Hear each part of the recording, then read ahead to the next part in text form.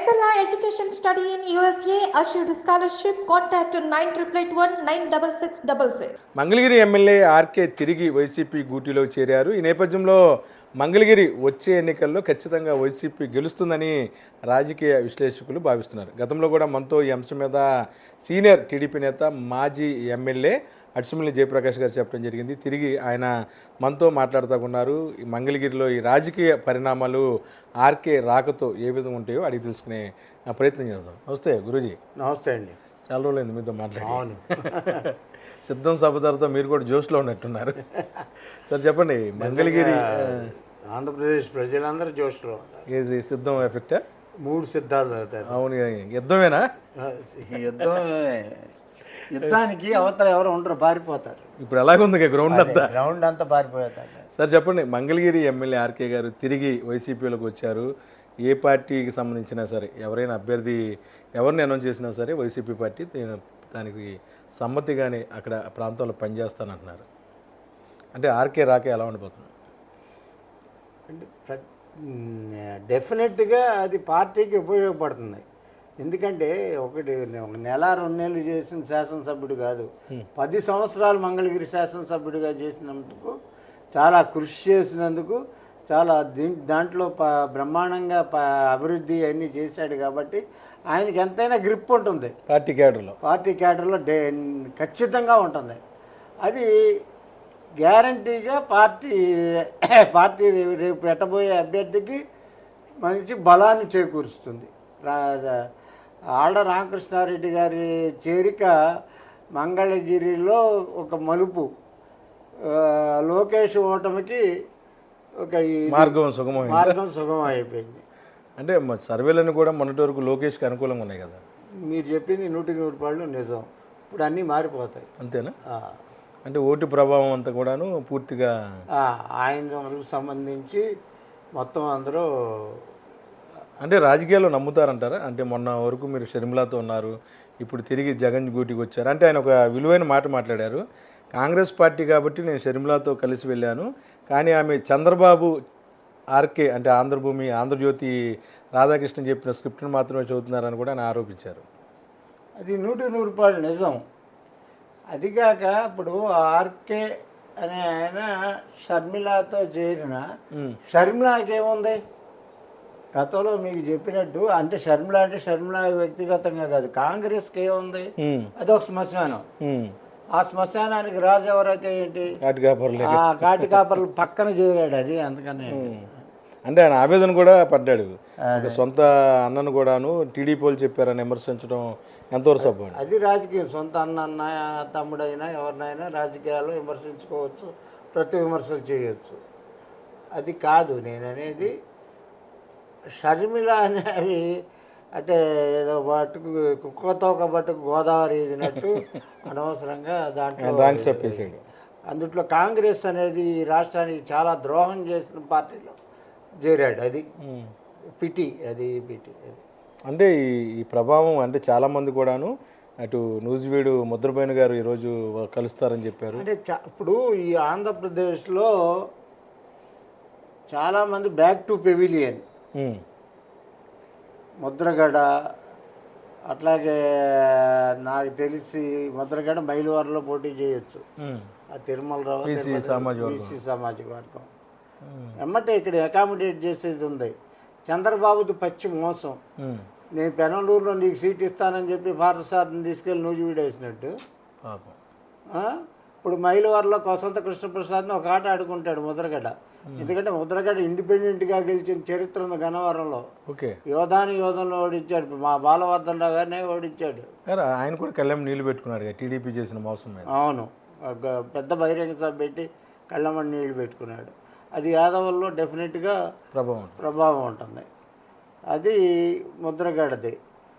ఇక్కడ మీకు తెలియజేస్తే Kadapa convener, parliament convener Ramesh Reddy, ఆయన ఎదురు తిరుగుతాడని ఊహించలేదు ఎవరో.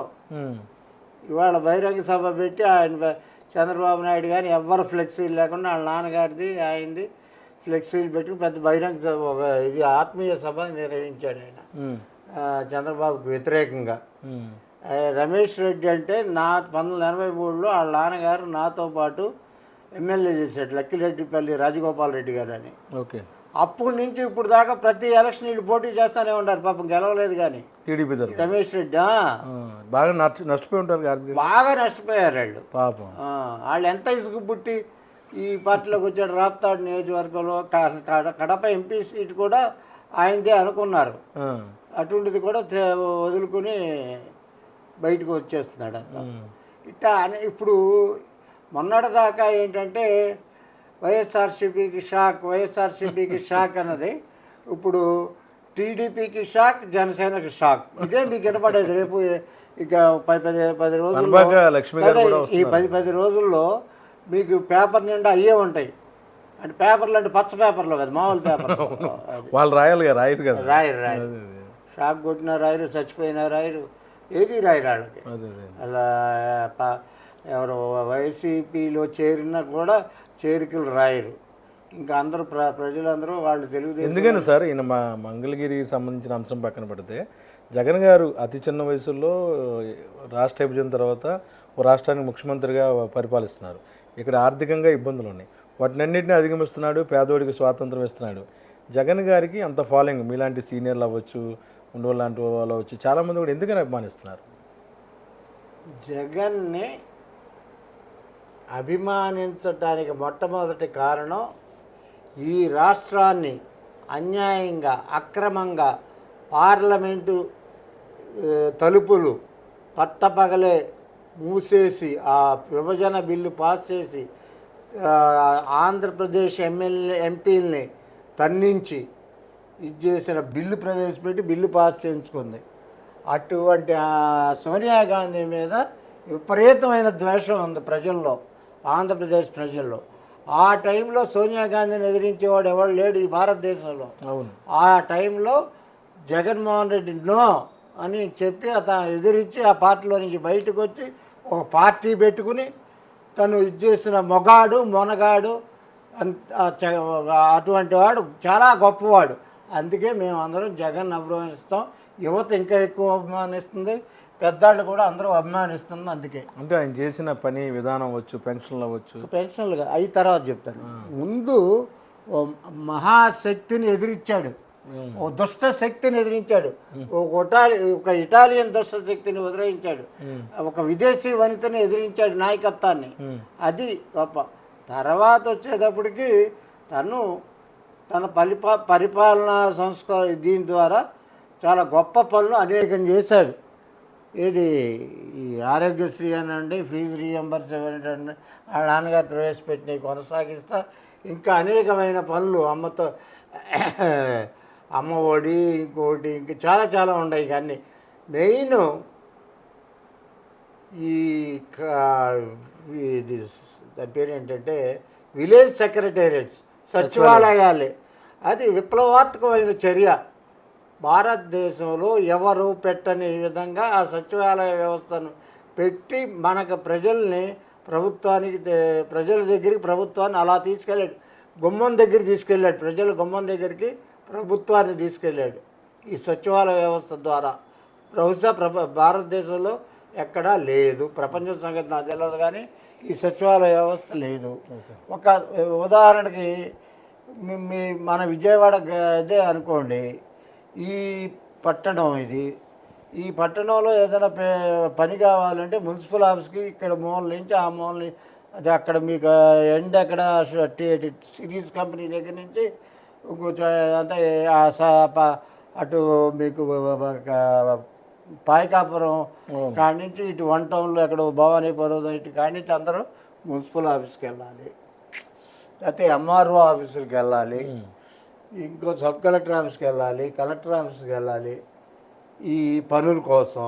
అది ఒక గొప్ప విప్లవం కదా. గొప్ప వాళ్ళు మీ ఇంటికాడే ఉంటున్నారే, మీ వార్డులోనే ఉంటున్నారే. మేమంతే గ్యాస్ సర్టిఫికేట్ వాళ్ళ పిల్లలకి ఏమంటే ఇక్కడే అమ్మాయి ఇచ్చేసింది.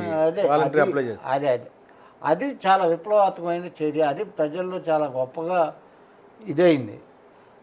ప్రజలకి అందుబాటులోకి ప్రజల గుమ్మంలోకి ఈ పరిపాలనని ప్రభుత్వాన్ని తీసుకెళ్ళాడు. అది గొప్ప.